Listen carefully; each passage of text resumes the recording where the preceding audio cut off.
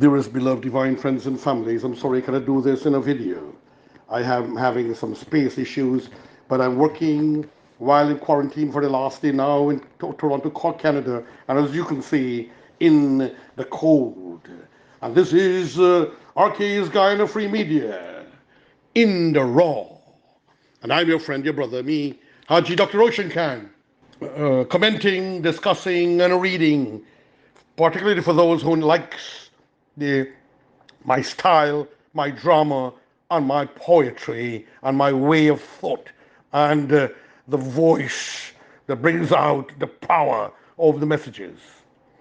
This is an article, in what is today's, which will be, well, this will be done later on, but as I'm recording today, it's Sunday the 24th of January 2020, and I'm in the cold, and this is in the raw. Now, the culture news, very beautifully, through Freddie Kissoon's column of January 24, 2020, he speaks these. ERC, the Ethnic Relations Commission, of which I am a commissioner, the ERC should prosecute David Patterson. Let's listen carefully to him, and then I will make my commentaries.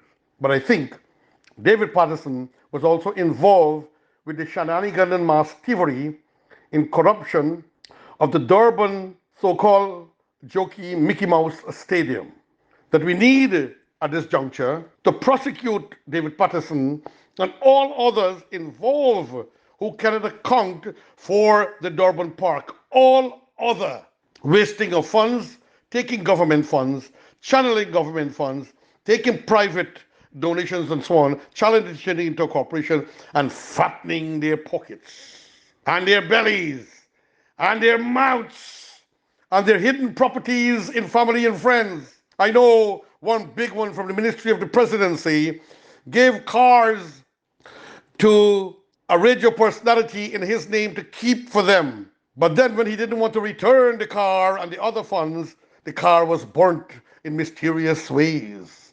Ladies and gentlemen, what do they expect to happen? Don't they expect divine retribution?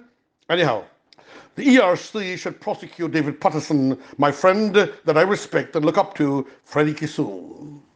Catch your news. Former minister in the UPNU EFC regime, David Patterson, confronted with evidence that he received gifts from public sector agencies, has put a nasty, deadly spin on the mounting embarrassment that he is drowning in. Deadly spin, I repeat, for emphasis on the mountain embarrassment, and I will add of filth and gross shame internationally that he is drowning in, and I know he can't sleep. Back to the article. He has accused his successor in the Ministry of Public Works, Wanegel, of racism. But how are you going to accuse? Wanegel is an Afro-Guyanese. Patterson is an Afro-Guyanese. So let's see what he's talking about. This sounds funny.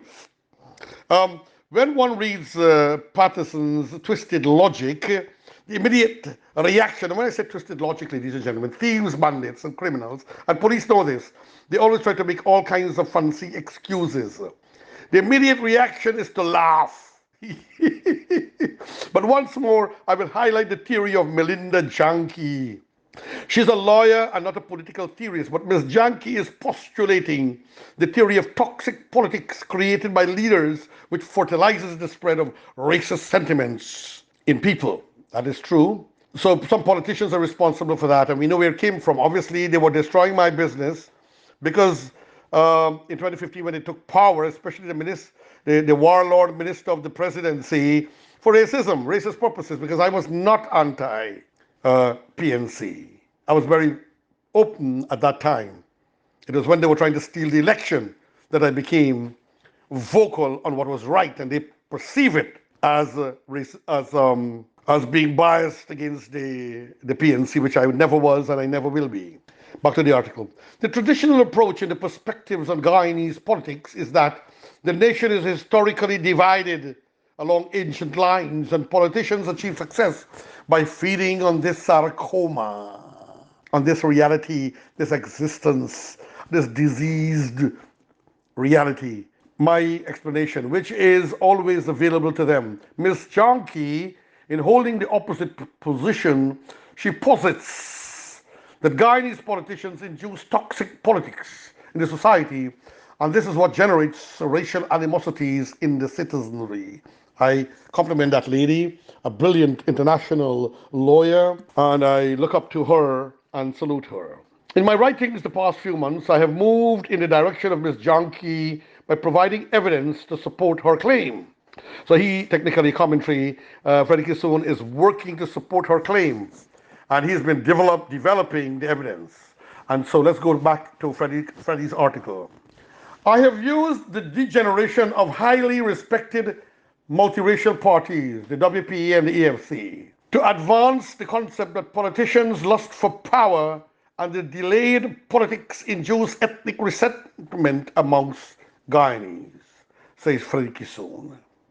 He's saying technically the lust for power and the decayed, not delayed, I made a mistake. The decayed politics induce ethnic resentment among Guyanese. So the acts, the behavior, their nastiness, their gross stupidity, technically, he's saying, is what caused ethnic strife in Guyana. I have polemicized on the failure of WPA and the AFC to use their vast multiracial roots to build a new political culture of racial harmony. He means to say he pushed that idea. He polemicized. He enhanced that idea like a pole to push that they need to come together and work because of the contact with so many people at the grassroots level to produce racial harmony. Instead, now he's going to say why it didn't work. I've shown where politicians in the WPA and the AFC abandon their multiracial constituencies, embrace traditional politics of power intoxication, thereby driving despair and pessimism into the society, thus pushing Guyanese back into the cocoon of ethnic security. They came, and remember, I think they had 9 or 12 seats. They came, this AFC, with a beautiful philosophy, but because we saw the APNO embracing them, but then we also saw the WPA mostly racial, and the AFC, through men like Patterson and others, were moving and only supporting their racist strategy, bringing down people of Indo-Guyanese businesses and the Portuguese and so on, and trying to push one race alone, which is wrong. You have to give every ethnicity, every group fair opportunity. And so therefore he is saying they have done something nasty by abandoning their multiracial constituency, and then they embraced traditional way of thinking politically of power madness or drunkenness, and driving confusion, sadness, regrets into the hearts of society, thus pushing Guyanese back into the egg of racism, in which they try to have a grouping within their racist group. This is bad for Guyana. I want to hear more of this man's brilliance, friends and family, ladies and gentlemen. Today, I offer more evidence of my theory, which supports the direction of Ms. Janki's David Patterson accused of Ms. Janki.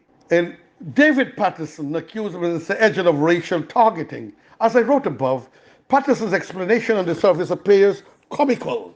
So we can have a laugh, ladies and gentlemen. I have a laugh on Patterson and the wealth he has accumulated through skullduggery means. This is why they were doing this thing, to try to win the election at all costs, and not one country in the whole world supported them. Patterson's explanation on the surface appears comical and laughy and much like a Mickey Mouse, my addition. But there's a deadly racial serpent lurking beneath the surface, beneath the surface. Something nasty like a dragon hiding. Patterson fumes at Edgell's citation of the bed that was bought for him as a gift. Wow, Queen's king-size bed. He explained that it is racist because Edgell is in fact saying that as a black man he couldn't buy a bed himself. He went on to say that accusations of Edgell constitutes racial stereotyping. So what Patterson was doing here, to my opinion now, ladies and gentlemen, And considering Janki's attorney at law, famous young dear lady, and Freddie Kissoon, I see he was trying to appeal for racial support of the Afro-Guyanese because the bed thing was exposed, and he was trying to, like what, when the former minister of the presidency was in trouble for inciting racist violence in the number 3, number 5, Myconi areas that caused death, murder, disgrace, and degradation. And I was advising the people who were beaten, murdered, slaughtered, chopped, raped by the people that he was inciting, raped and over raped, a particular set of people by supporters and friends of the minister of the presidency. He quickly jumped and said that I was being prejudiced and used his acolytes around the country and some idiots, a particular leader, idiot personality in the AFC of whom I'm now ashamed of, to try to humiliate and embarrass me without even talking to me. So that is what the ERC became, ladies and gentlemen. And I'm ashamed to sit with them. When they have meetings, I even step out at times and stay outside because I have no respect for them. Now, according to Freddie Kissoon, this is toxic politics. Ms. Janki referred to where is the racial profiling. So Janki was asking, where is the racial profiling? It is obvious that, as I said before, that Patterson was trying to do what this guy did, tried to humiliate me and embarrass me using a certain big boy in the ERC, whom I have no respect for him as a leader of religion and the Christian community. No respect at all. He's out.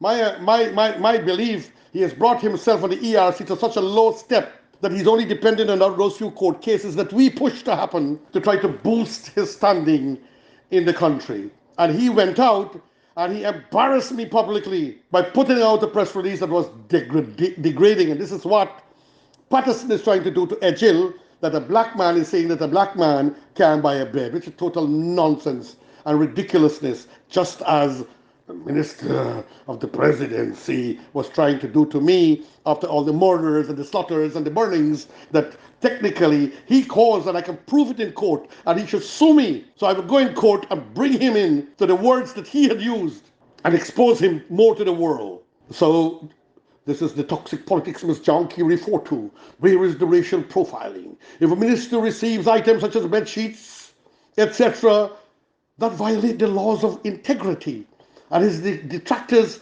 cite the evidence. Where is the racial profiling? When the evidence is there, Patterson could have cited a number of death determinants. Yes, but he used race because he's not a true intellectual. He could have said vendetta. He could have said political malice, but it's late now. He already brought in the race thing because that is what comes to some people's mind immediately. For example, there was a guy running a restaurant in the road opposite my office. A restaurant, cooking and feeding. And I spoke against it. And the first thing he went on to say in the newspaper is that I don't want to see black people prosper. So he tried to get some Afro-Guyanese to sympathize with him. But most Afro-Guyanese friends and families are the judges, some of the top lawyers, some of the greatest educators, some of the greatest freedom fighters. I'm telling you, people will not get carried away with these things stupidly, because don't underestimate even the uneducated Afro or Indo-Guyanese. They are thinkers. So Patterson used the wrong thing. He could have used vendetta, political malice, character assassination, but he settled on the racist thing. It shows his weakness. And yes, the ERC should be brought in to file an action against him. And there is where the ERC might save some skin through the leadership that I do not respect anymore there as a commissioner of the ERC. He received jewelry. What that has to do with racial motives? Exactly. My commentary, Freddie Kissoon. He received electronic stuff. Where's the connection between collecting such stuff and condemnation by his political opponents of his inappropriate conduct? There is no racism there. That's a fact of life. That's criminal behavior, friends and families. What he's trying to call a black man racial to a black man because that is all he could think of to hold on to. Shows what is his cerebral hemisphere of thought in his brain skull. Back to the article. What Patterson has done is to introduce a dastardly stratagem of insulating African Guyanese politicians from exposure of corruptibility. He's trying to, in other words, Freddie is saying that Patterson technically is trying to create a strategy, a wicked, dirty strategy to insult African Guyanese, so to say, if they are accused of corruptibility. But the mass of the Guyanese people, Indo-Guyanese and Afro-Guyanese, can see through these nasty thoughts, ladies and gentlemen. If you point to corrupt practices involving any item on earth, then you are saying black people can't buy these things, so they have to receive them as gifts. Good point, right? Any corrupt practices, like in what's happening in Africa, and yes, even in India, corruption like crazy. India is not bereft or without its corruption. Nor is it Europe, nor is North America, or Trinidad and Barbados. Trinidad is one of the worst in the Caribbean. So if you point to corrupt practices, he's saying, involving any item on earth, then you are saying black people can't buy these things, so they have to receive them as gifts. So in other words, you can bribe them. Patterson, is now in hot water because he's technically saying that they, Afro-Guyanese, can be opened to corruption by fraudulent getting gifts, by deceitful means. But the majority of Afro-Guyanese and professionals will never do this. Apart from the asinine nature of such a defense, it is also dangerous peddling of a racial vocabulary. Beautiful writing as usual from Freddie, his linguistic use of English language and his style. It is behaving like asinine, like an ass, to put up such a defense of racism. It is even dangerous to push a racial vocabulary. But he goes on to say there's an evil dimension that needs to be exposed, thus the urgent need for the intervention of the Ethnic Relations Commission. Therefore, ask the Ethnic Relations Commission to have our lawyer. Well, we have a very competent lawyer as our legal advisor within. We don't need to use any private, expensive attorney that we use for the other cases. Our lawyer is very, very competent in the Ethnic Relations Commission, friends and family. The person who referred to the bed material as a gift is African minister. Precisely what I've been saying, ladies and gentlemen. Is an African minister, Afro-Guyanese. He's not African, man. He's Afro-Guyanese. Minister Edghill, and is accused of racially stereotyping black people. So this goes to show Patterson became kind of very confused and depressed, and he just uttered what is usually in his tongue and his mouth, bringing out his own racism. Back to the article.